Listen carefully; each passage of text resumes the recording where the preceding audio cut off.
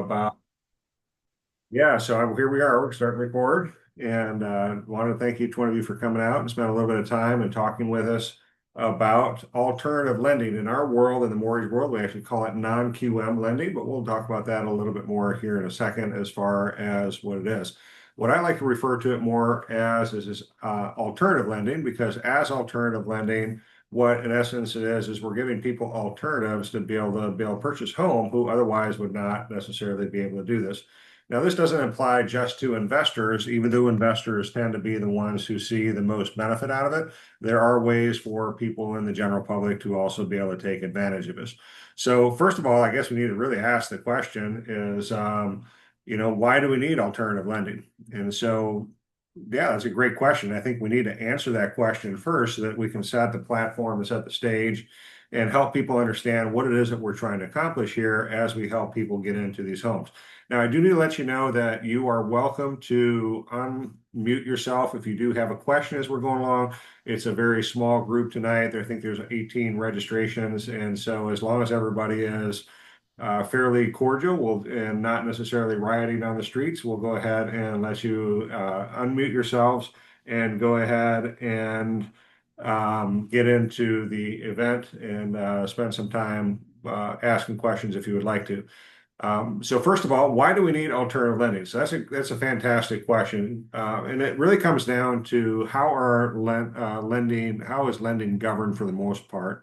And we deal a lot with these companies, these places that are called government-sponsored entities. And the government-sponsored entities are Freddie Mac and Fannie Mae.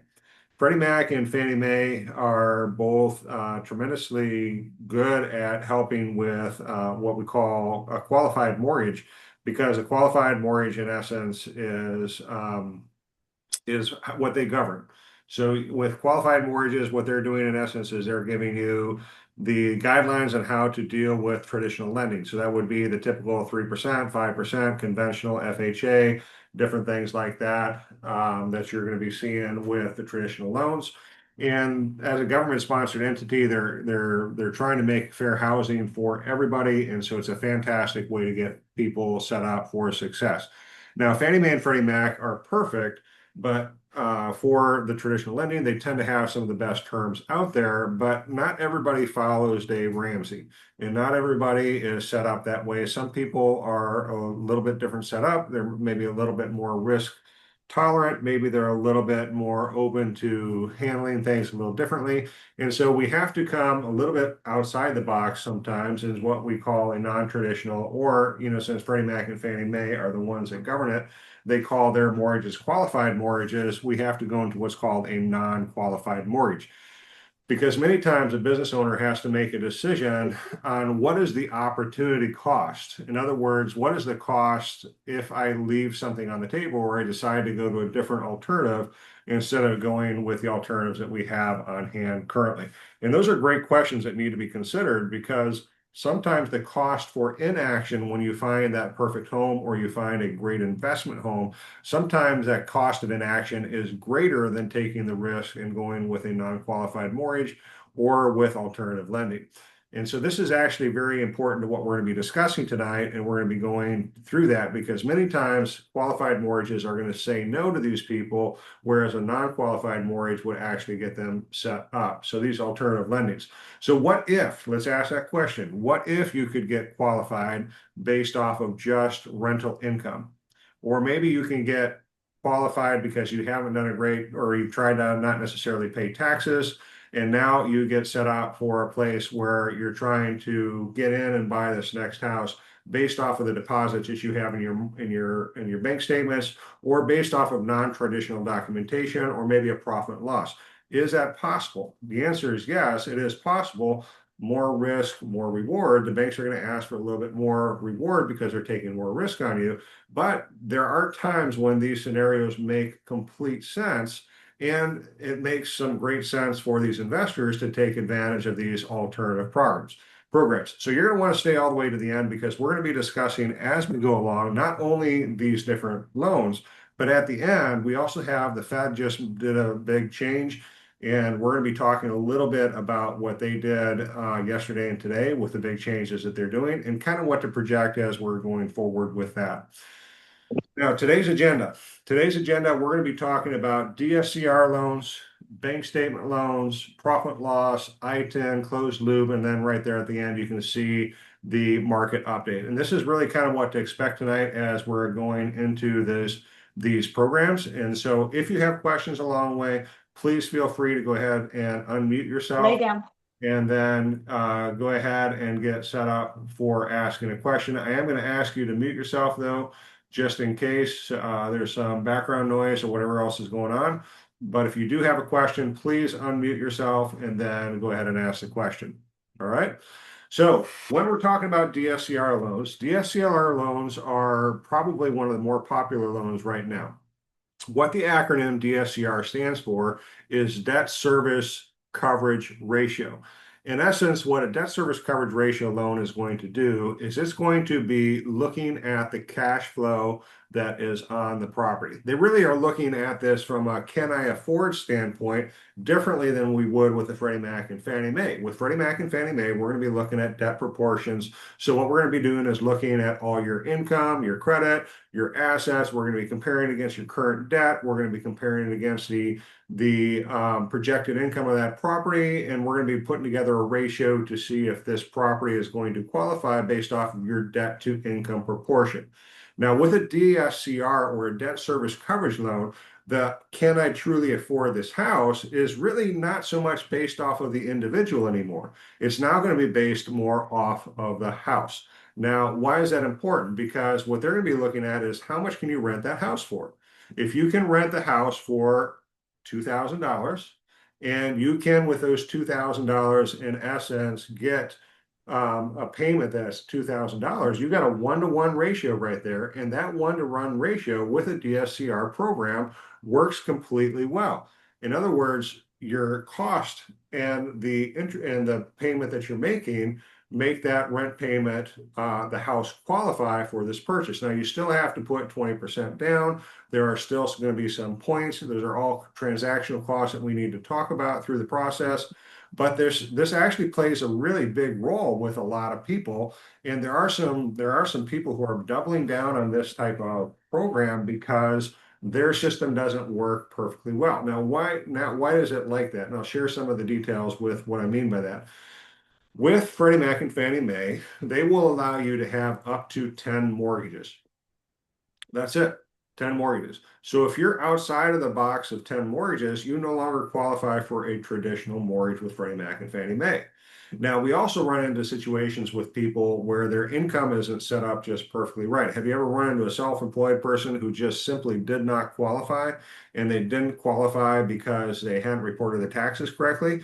Well, if they're looking to buy an investment property, this is another way to do it. Now, it's not for everybody. So this is not a perfect situation because like I shared in the example before, if the payment is 2,000 and the rent is 2,000, you qualify, but guess what? There's not a whole lot of extra cash flow there if that is the setup for it. So your question is probably, why would I do that? That makes no sense. Why would I possibly take that much risk when there's zero cash flow?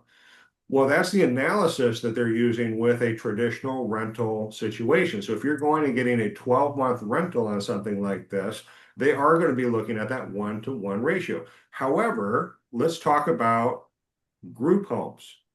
Do you know any investors who work on group homes? I know quite a few, and they buy a lot of homes because each one of the rooms can be rented out for a certain amount of money.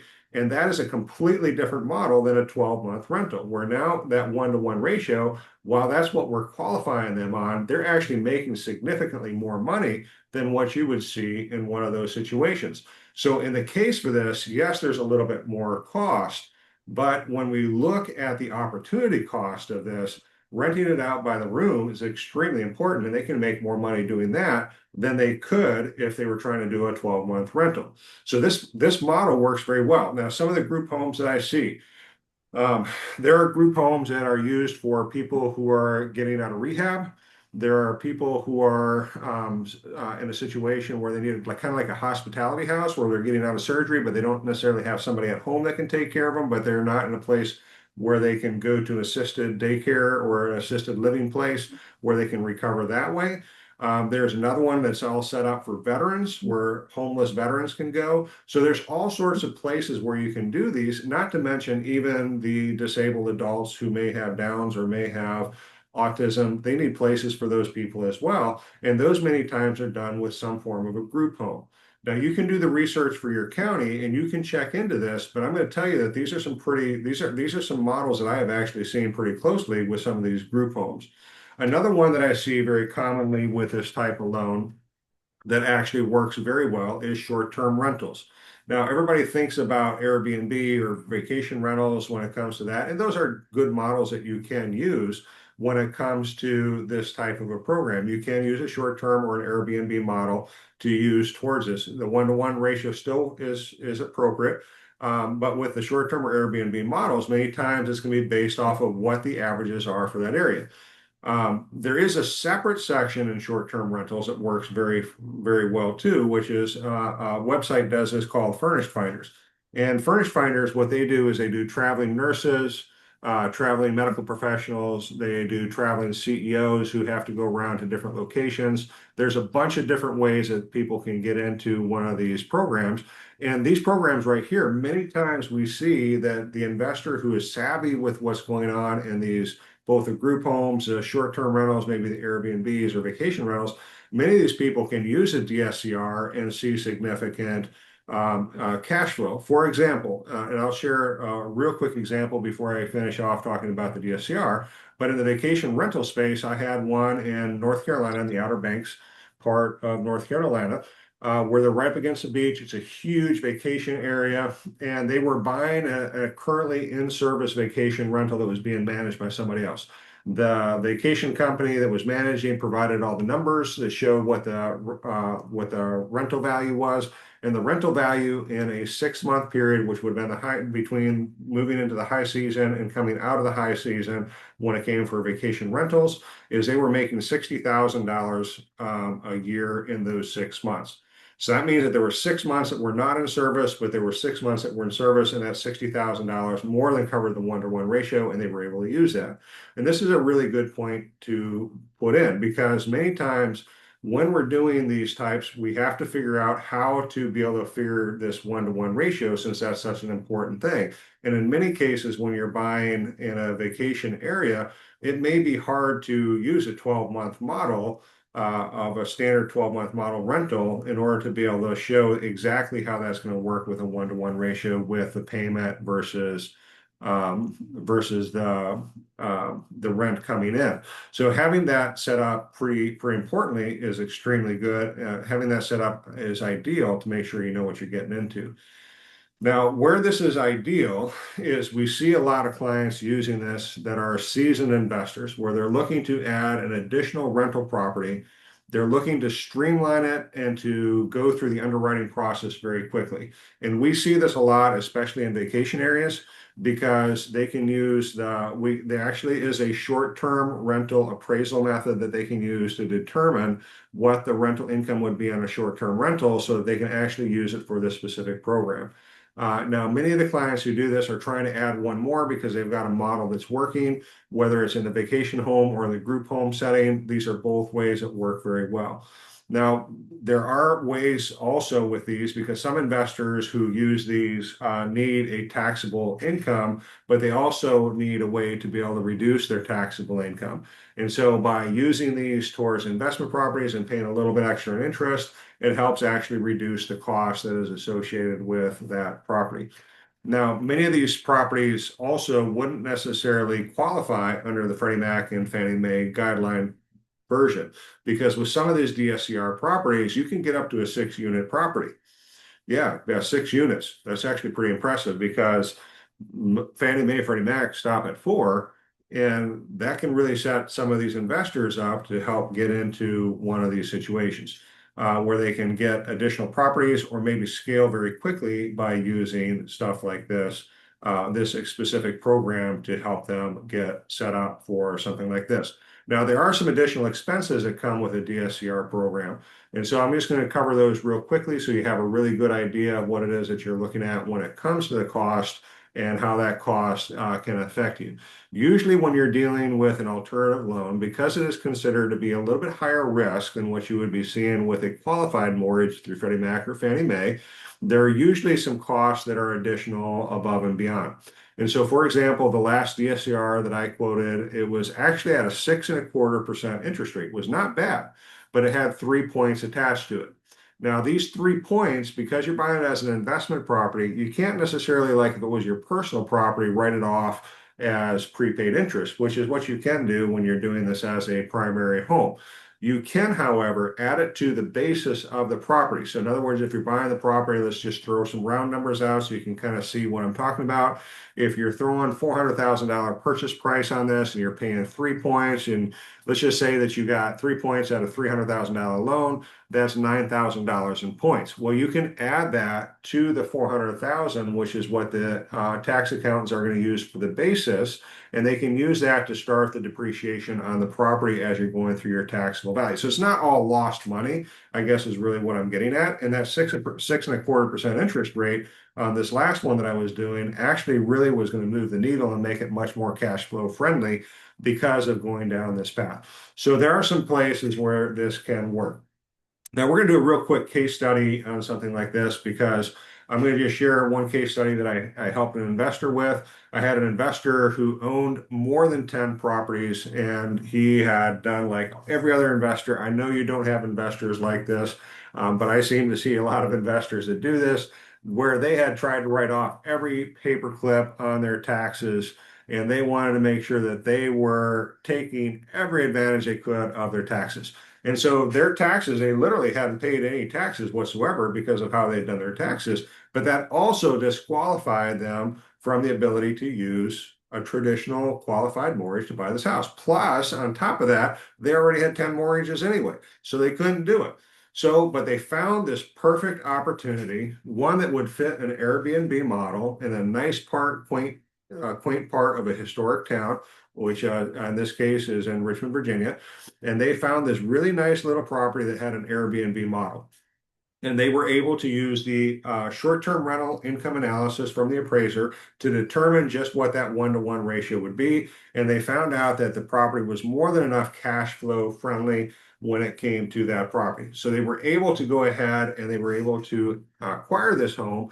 And if they had acquired this home, fast forward to where we're at now, that home is performing extremely well on the Airbnb market. It's not too far from the convention center, so it's constantly full with that. The convention center is not too far from one of the local universities, so they're seeing a lot of people coming in and visiting the universities as well as convention center. So it's a win-win for them, and it's cash flowing tremendously well every single month. Now, not everybody's going to see the value of something like this, but this investor saw the opportunity cost and wanted to weigh in and wanted to make sure that they could gather this program and actually purchase this so that it wouldn't get away from them. And then they saw the benefits. Now, long term, once their taxes and everything else catches up, they'll be able to either refinance and get a lower rate or get themselves out of something like this. Or in the case of this investor, his whole plan is to, with the extra cash flow that he's created, he's accelerating his payments and he's going to eliminate that debt. His plan is to be debt-free on this property within 15 years, and that makes total sense as far as what he's doing. So DSCR in his case worked great. It was a little bit more expensive because of the points, but at the same point in time, it brought him a great opportunity and great cash flow that he's going to maximize over time. All right, this is where I'm going to take a little bit of a break, but I'm also going to give you a bio break because I haven't introduced myself right now. My name is Chris Parks. I'm with the Parks Mortgage Group. I'm part of Churchill Mortgage, and you can see that is me right there. It looks just like me, I know it, but I just want to share a little bit about me and my business. I know that mortgages, most people see mortgages as a commodity. Pick the lowest rate and you're done. But I've actually built my business, top 1% mortgage business by doing exactly the opposite. I spend my time focusing on human-centered elements that are extremely important. There are 3 huge core values for me, and I want to share them with you because I feel like these core values are what resonates and what helps people stay engaged with me, and also helps me look at the bigger picture with people. So number one is I want to make sure that I'm building not just loans, but helping people win and be confident and clear with what they're trying to do. And if I have a real estate partner, I think there's a couple of real estate partners on here as well. I'm really trying to create referable experiences for you because referrals are so important. We all live and die based off of good news, and that's so incredibly important. So the three core values of why I do these is number one, high touch. I call them highs, three highs. High touch.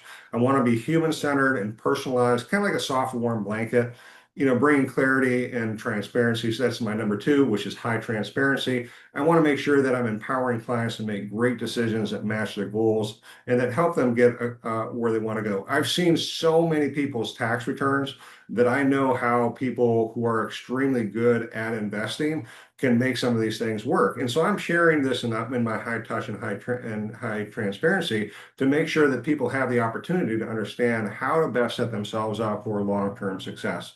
And at the same point in time, I'm trying to build high trust because high trust is really about doing the right thing, even when it isn't in your favor. So you're on here tonight. I just want to share why I'm doing these. It's not, I know there's plenty of other loan officers out there. I'm sure if you're in the business and you do real estate, you're getting calls on a daily basis.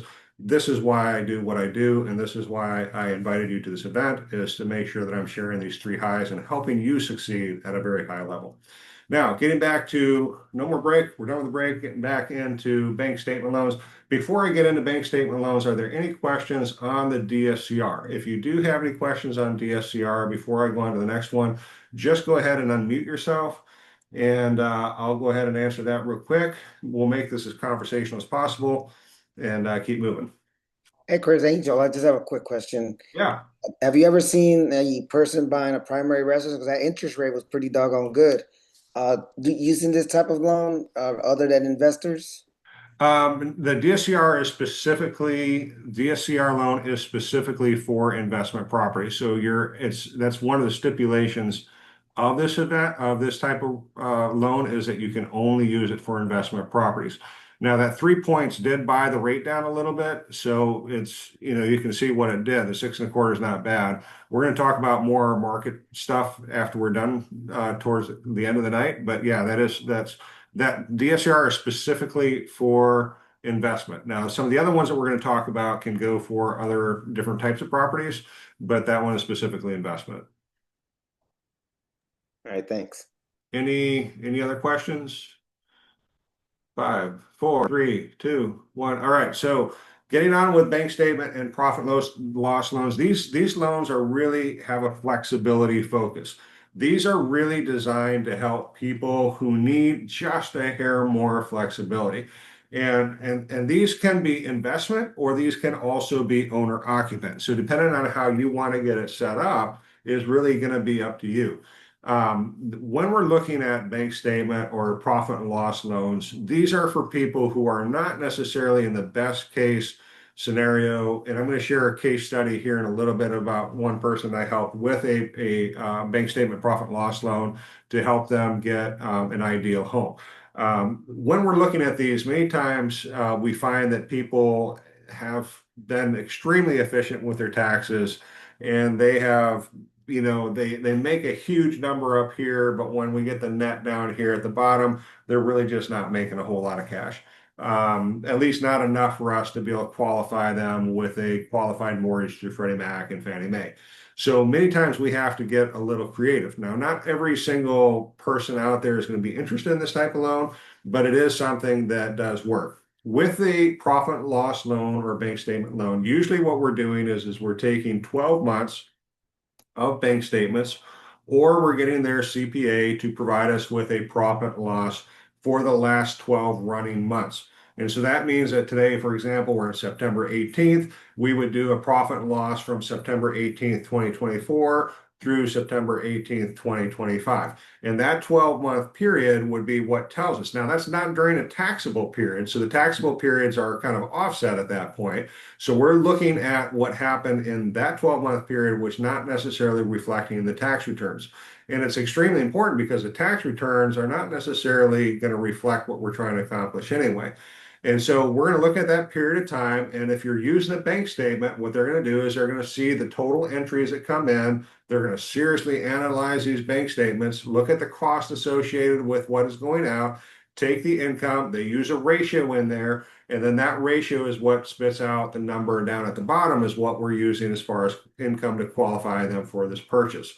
Profit and loss is a little different because the CPA is actually going to be able to give us, it doesn't have to be a CPA. It can actually be somebody who has what's called a P10, and a P10 is somebody who is a tax preparer, and the tax preparer has had to have a certain amount of experience preparing taxes in the past, and this person can do a profit and loss for them and certify that this is their income. We find a lot of people use somebody like that instead of a CPA because a P10 usually will cost a little bit less than using a CPA in order to do something like this.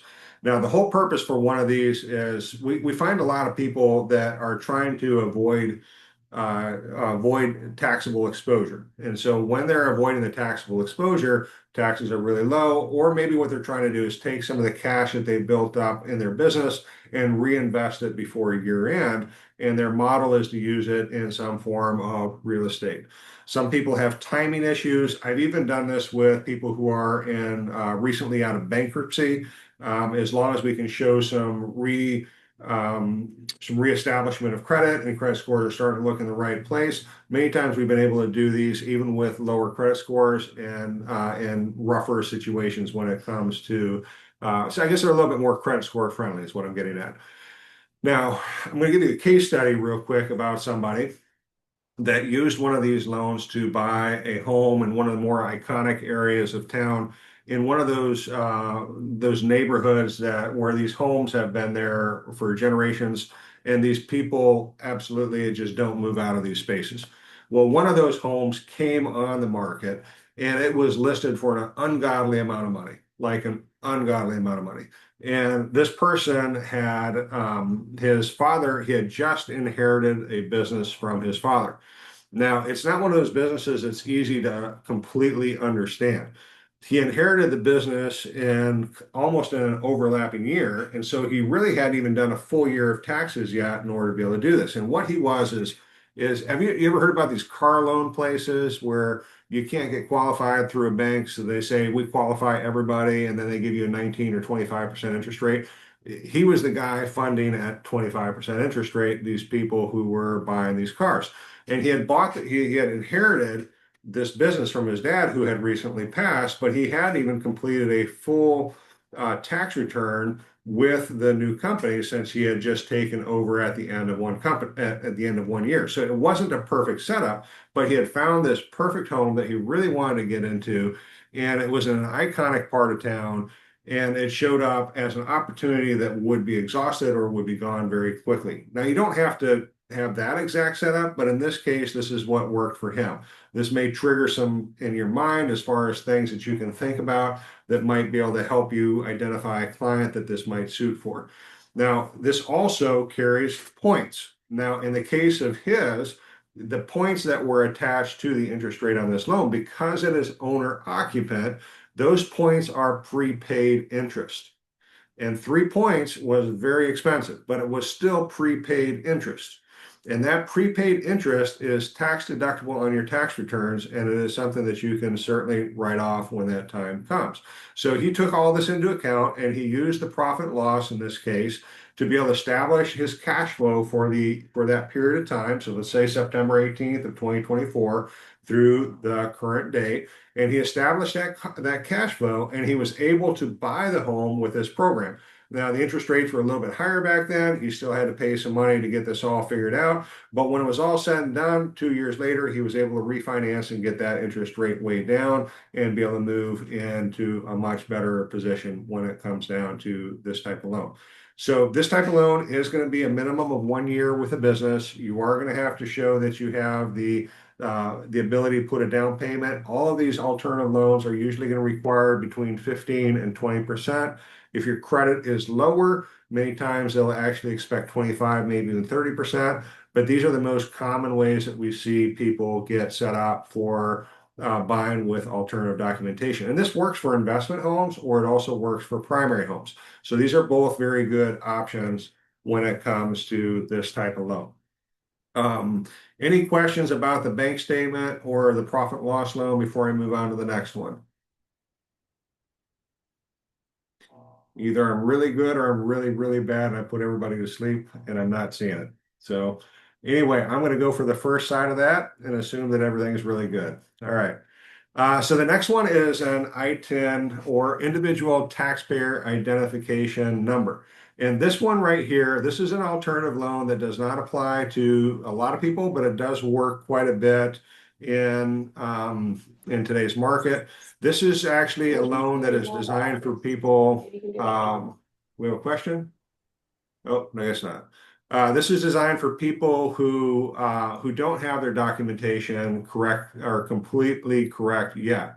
And so, for example, we have a fair amount of people that immigrants that have arrived in this country who are in process trying to get their work permits or they're trying to get their permanent residency, but they haven't arrived at those numbers yet, or they haven't gotten the green card, or they haven't gotten a work permit yet. They will be issued what's called an ITIN or an individual taxpayer identification number. Now, this is in essence saying you're here in this country, we do recognize it, but you still don't have a legal status in this country. It doesn't mean that they can't buy. They can buy. There are provisions to buy a home. They are much more expensive than what you would find with other types of loans. Now, with the ITIN loan, here's how it works. They will use a profit loss. They will use a bank statement. We've talked about those. Those are versions that we can use to use towards the ITIN. I do a lot of profit loss loans in this case because I tend to find that a lot of people who have the ITIN have to be self-employed at some level.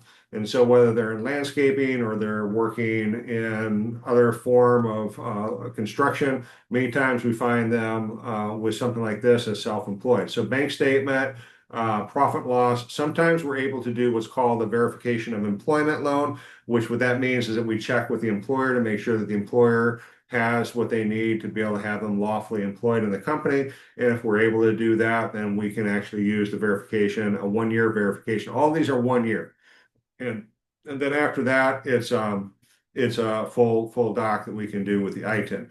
Now, the beauty of this type of loan is because a lot of our international friends who are coming to this country have a different way of handling cash, meaning that they don't necessarily keep it in the bank. In other words, we're dealing with a lot of people who have cash either in a coffee can or in a mattress, or they figured out a place to put it in the floorboards. Not really sure where they're keeping it, but the ITIN loan, there's several different programs out there. There is an ITIN loan that is extremely flexible with the cash.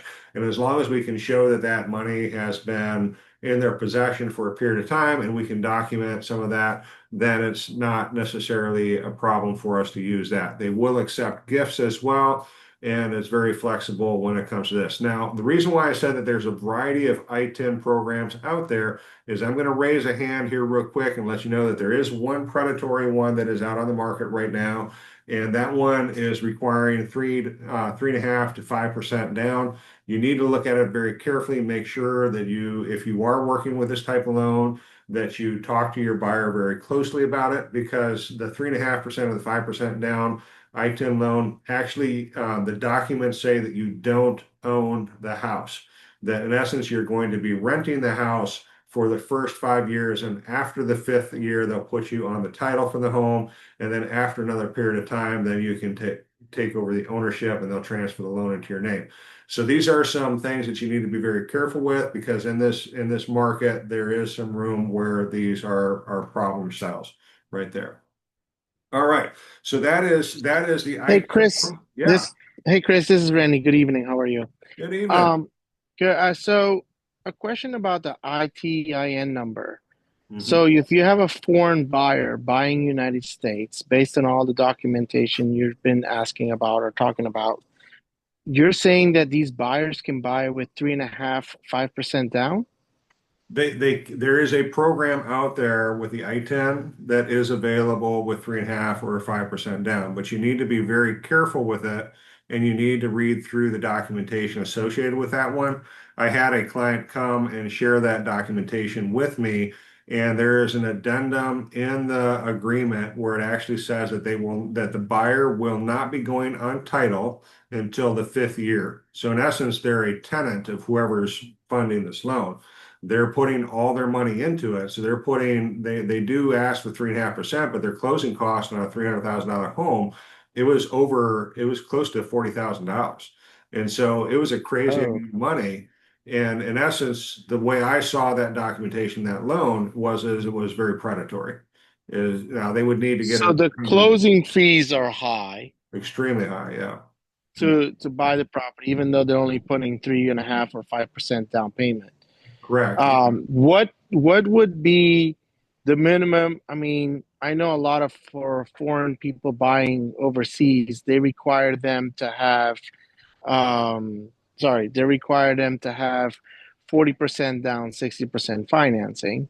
Mhm. In this scenario, what would be for them not to have that lease period of 5 years or 3 years?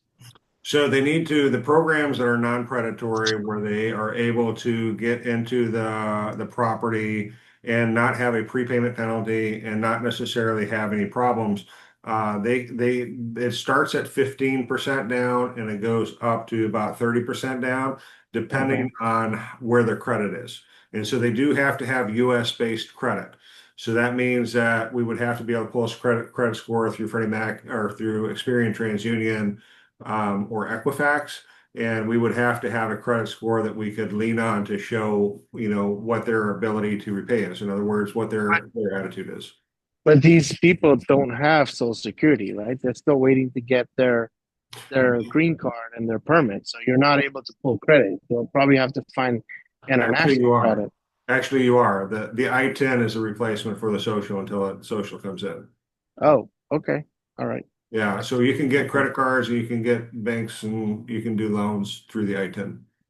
Interesting. Okay. Sounds great. Thanks. All right. Any other questions about the I-10? Okay, all right. So then we're going to go to the next one, which is going to be the closed-end seconds. Now, this one we deal with a lot. It's kind of this one right here. Usually, the closed-end second is one where we attach it to your current primary home. And so, in other words, if they have a home that has a lot of equity in it, we can many times use this as a closed-end second. There is more security in these, meaning that they're a little bit more predictable. The interest rates are a little bit lower, and it's in essence a second loan on your property. Now, where it becomes advantageous is if somebody is sitting on a property, they're looking for the opportunity cost. Once again, they're able to find a property that they'd like to get, but they're a little tight on cash. We can many times do a closed-end second on the property that they're currently living in, take the cash out, and then they can use that to buy the next home. It's actually pretty easy, and it's not terribly hard to do a cash out refinance later if you wanted to and actually pay those off in order to be able to do this. Now, to be able to do whatever transaction it is that you're trying to do.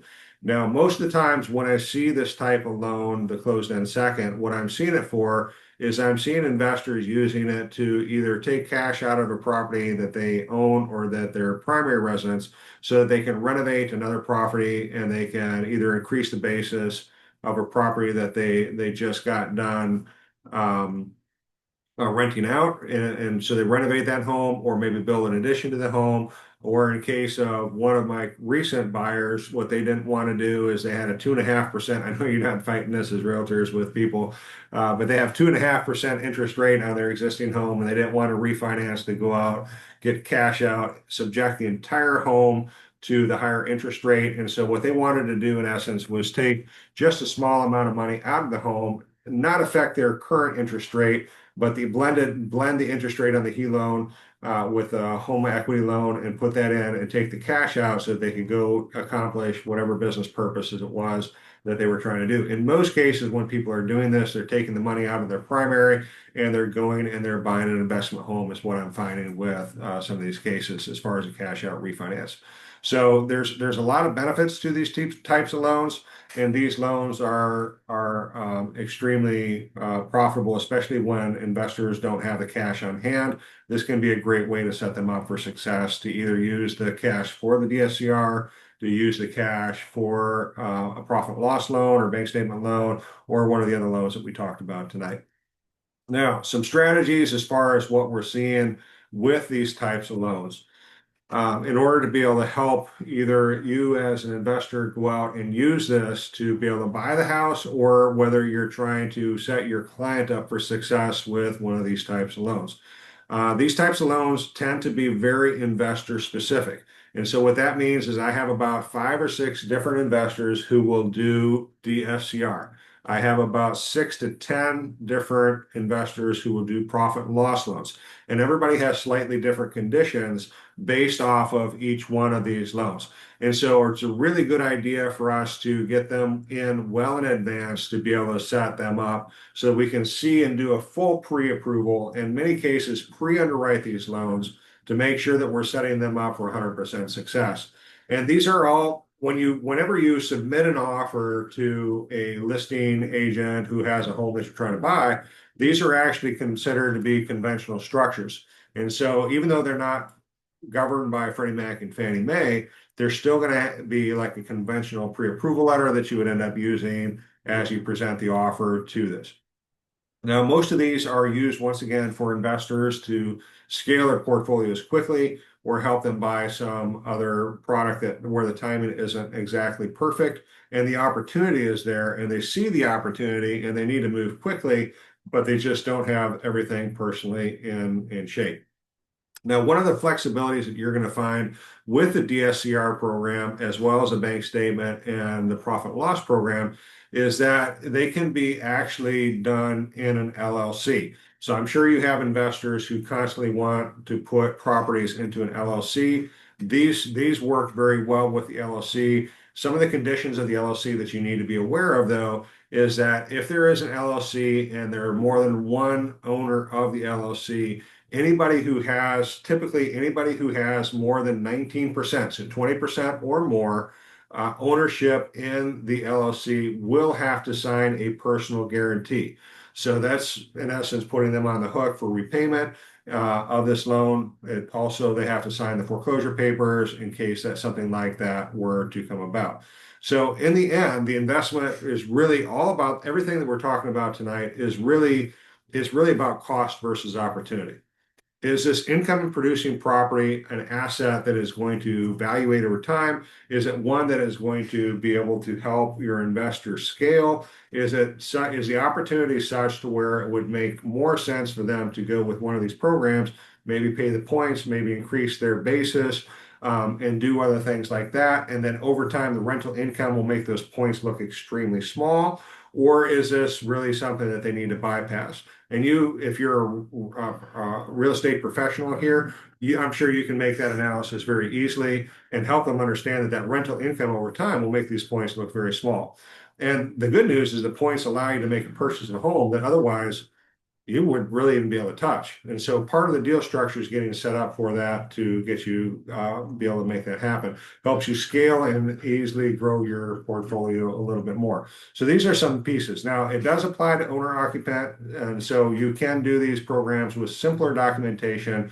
There is a faster qualification process as far as what we do. So we want to do the pre-approval. If they'll give us all the documents that we need, we will fully underwrite the loan. This is extremely important because then when they do something like this, they can actually turn their offer in as if it were a cash offer. And then we now have a true picture of their financial strengths and everything else. If it's an owner occupant, these points can actually be reduced against your tax returns as prepaid interest. So it's kind of a win-win when it comes to that strategy, if the strategy is employed correctly. Now, I'm going to share a graph with you real quickly about the expectations of what's happening in the market right now. This is actually Fannie Mae. And Fannie Mae here is saying that the U.S. home price expectations.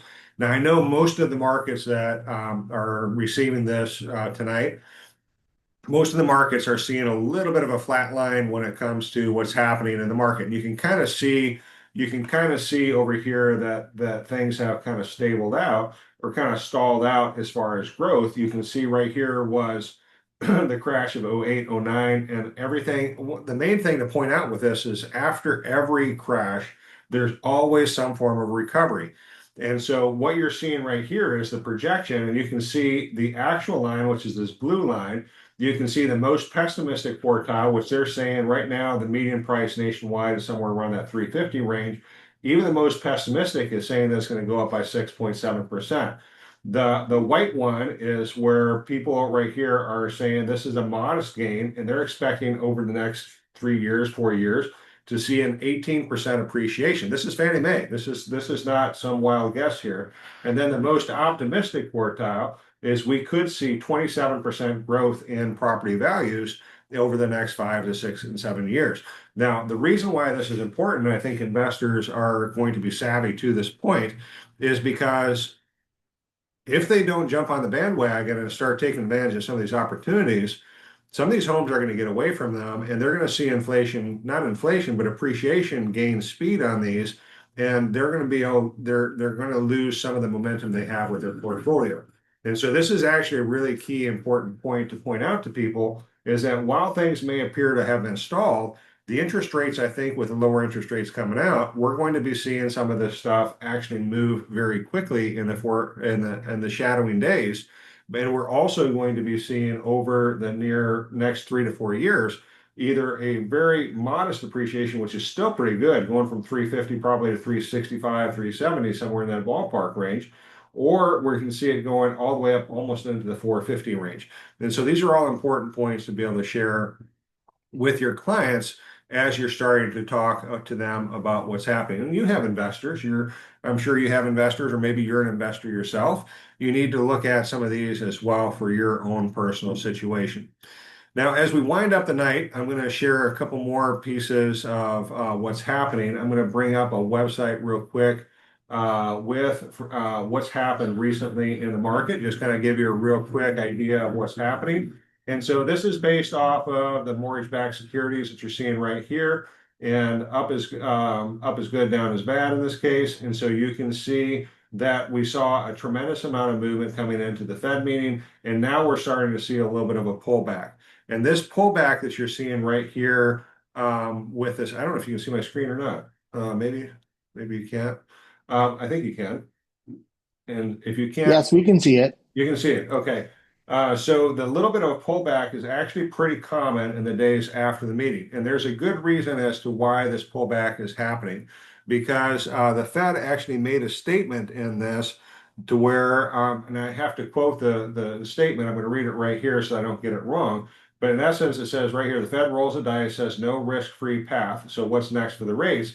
And in essence, we saw a 3/8 drop since August 22nd, which August 22nd would have been, we saw the rates get better since August 22nd. Here's August 21st.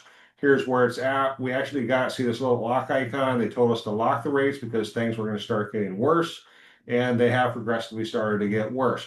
Now, the Fed is actually understanding that they've been very restrictive in their policy. They're very concerned about what's happening with inflation, and they're very concerned about what's happening in the job market. And so that statement that I just read to you is because what they're seeing is that they're seeing some massive movements in the job market that aren't necessarily being very advantageous to growth. And so they still need to keep the job market very tight.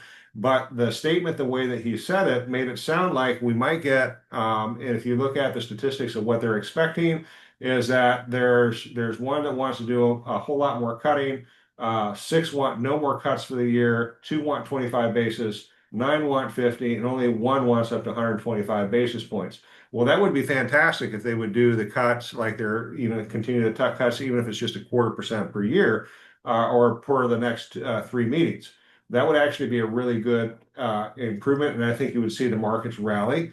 But let's take a look at what's happening in the market right now. So I just pulled this scenario up here. This is a live look at the markets as of right now for a conventional 30-year fixed conventional loan. Now this is 20% down, and with a very minimal amount, no points whatsoever. You can see right here, here's the 0-0. We are now hanging at 6.5% interest right here. Now that 6.5% interest is for the general public. So this is a non-subsidized interest rate is what's happening. For a modest amount of points, this is based off of a $400,000 purchase with a $320,000 loan amount. You can see right here that with a modest amount of points, $624, that you're going to get a 6.375. Now, if I come in here and I adjust the income and I drop it down to $6,000 a month, now all of a sudden, I think we're going to see some interest rates come in that are much lower than that. And so these are Home Possible and Home Ready are subsidized interest rates through Freddie Mac and Fannie Mae for anybody who makes less than about 88,000 in all the markets who are attending currently. Now, what you're seeing right here is a 6.375 is where that rate is coming in at. But I saw one actually not too long ago, literally a day ago, that was, I actually locked somebody in last night before this happened. So I locked somebody in right here last night before we started seeing this recession right here, and I locked them in at a 5.875 with no points. And you can see that today that this 5.875, that same rate is going to be 41.85 as far as that's concerned. Now you can see there's a huge movement in this. Now, if we come in and we go and look at the FHA version, you're going to see that FHA is going to have a slightly different take on it. And right now, FHA is hanging out right in between. You can see there's a negative number here, which means they would be getting a credit. And then there's a $247 cost if they want to go to the lower rate. I would probably get them the lower rate right here, but you're looking at below 6% as of this moment in time. So this is a really crucial piece for you as you start talking out in the market. Now, if we go into the VA loans and we talk about that, because I know some of my people here are heavy into the VA territories, you're going to see here that at 6%, there is a credit of 15. It's performing very similarly to the FHA loan when it comes to that. So you got some tremendous momentum when it comes to being able to make some of this work when it comes to the interest rates currently. Now, you can see based off of what I was sharing that I'm really trying hard to make sure that everybody sees that I really am trying to build high touch, high transparency, and high trust. So I'd really love to connect with you a little bit deeper. I'm actually running out of things to do, and I told you I'd be done at 7 o'clock anyway. So we have a few minutes for question and answer. But before we get into that, I want to share a couple resources and a couple more reasons as to what I do and why I do it. This one right here is a resource where you can actually go to my website and download some free information. So your buyers can download free information on just about everything. If you want to go and see it, it's the Parks Mortgage Group. .com, and I have pages in here for not only the front page, but resources for buyers, resources for realtors, and some of the events that I'm doing. You're certainly more than welcome to come in and pay attention and play around with that and take a look and download some of the free materials that you can use, whether it's for the investor, the Spanish speaker, or the first-time home buyer. So this is really important here. Another thing is this is going to end up on YouTube as soon as we're done. And this is a link to my YouTube channel if you want to join in the conversation. Love to have you there and just chime in as we're going along in the conversation. And, last but not least, I choose to do things differently. You've already seen my 3 core values, which are high trust, high transparency, high touch. But I also choose to do things differently when it comes to how I go about doing my business.